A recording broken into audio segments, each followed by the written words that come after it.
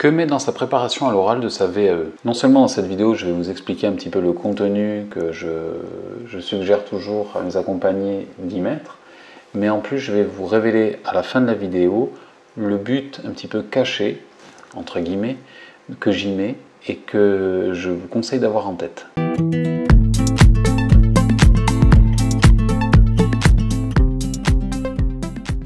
Bonjour, je m'appelle Mathieu, je suis éducateur spécialisé.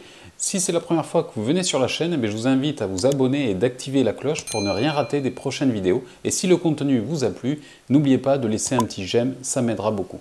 Ce moment de 10 minutes que vous avez, ce moment de monologue qu'on vous donne, de présentation, il va falloir vous en servir pour vous mettre en valeur vos compétences. Mais moi je vous conseille aussi d'avoir une autre action pendant ce temps-là. Dans la toute première partie, il va falloir parler, je l'ai déjà dit, de votre contexte. C'est-à-dire, il va falloir que vous disiez qui vous êtes. Vous allez parler de votre situation professionnelle et vous allez expliquer en quoi dans votre situation professionnelle, tout votre parcours professionnel vous a amené à faire cette VAE. Ensuite, dans la deuxième partie, on va dire, de la présentation, de votre présentation, il va falloir intégrer un peu de sentiment dans votre discours. Je vous conseille d'expliquer que c'est votre situation, que c'est cette situation très particulière ou une situation très particulière. Souvent, c'est votre contexte professionnel actuel, mais qu'il y a quelque chose de particulier, vraiment, et que c'est votre goût pour le métier, pour quelque chose en particulier dans le métier, que ce soit la relation éducative, que ce soit le lien avec les partenaires ou le travail d'équipe. Enfin, en tout cas, il y a quelque chose qui, pour vous, vraiment suscite votre intérêt tout particulier.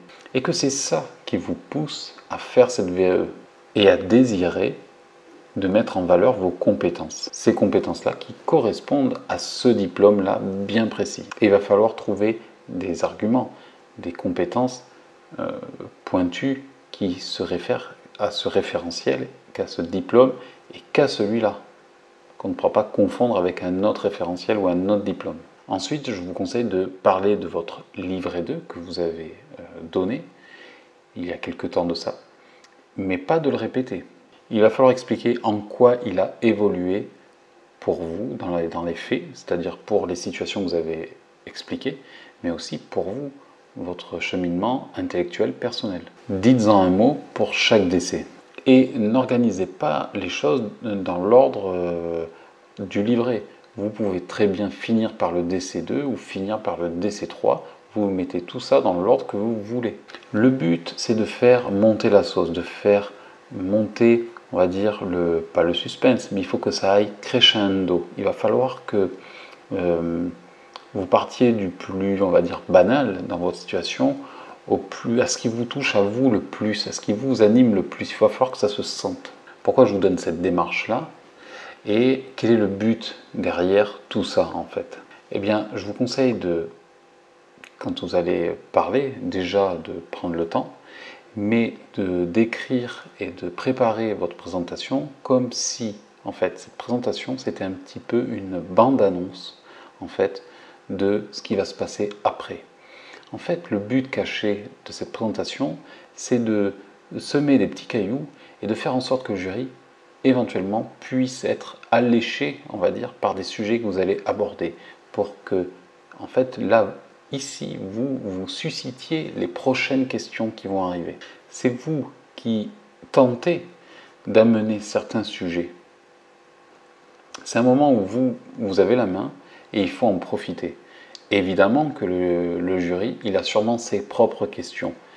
Mais à ce moment-là, vous avez la possibilité de l'appâter sur des sujets bien précis où vous avez encore d'autres choses à dire. Il ne faut pas tout dire à ce moment-là. Il faut faire saliver le jury sur certaines questions. Il faut lui donner envie d'aller plus loin sur certains points. Et vous devez être déjà prêt. De cette manière-là, l'entretien risque de très bien se passer. L'oral va très bien se passer. Vous allez passer 20 à 30 minutes, normalement, qui devraient vraiment être pas mal. Parce que même si vous n'allez pas avoir toutes les questions que vous espériez, de toute manière, déjà dans l'attitude, vous avez pris la main. Vous êtes déjà dans on va dire, dans la maîtrise. On sent que ce que vous avez dit, c'était pour un certain objectif précis. Vous n'êtes pas arrivé là, les mains dans les poches, en vous laissant guider. Non, vous avez déjà pris un peu l'ascendant, vous avez contrôlé votre temps, vous avez contrôlé les sujets, vous avez maîtrisé votre moment. N'oubliez pas que si vous avez besoin d'une aide efficace pour atteindre un but précis, vous avez en description en lien quelque chose qui pourra vous aider. Dans ce lien, je vous propose une solution pour ne plus être seul face à vos difficultés. Et surtout, vous trouverez comment je mets en place une stratégie personnalisée à votre cas pour que vous avanciez et pour qu'on puisse résoudre vos difficultés ensemble.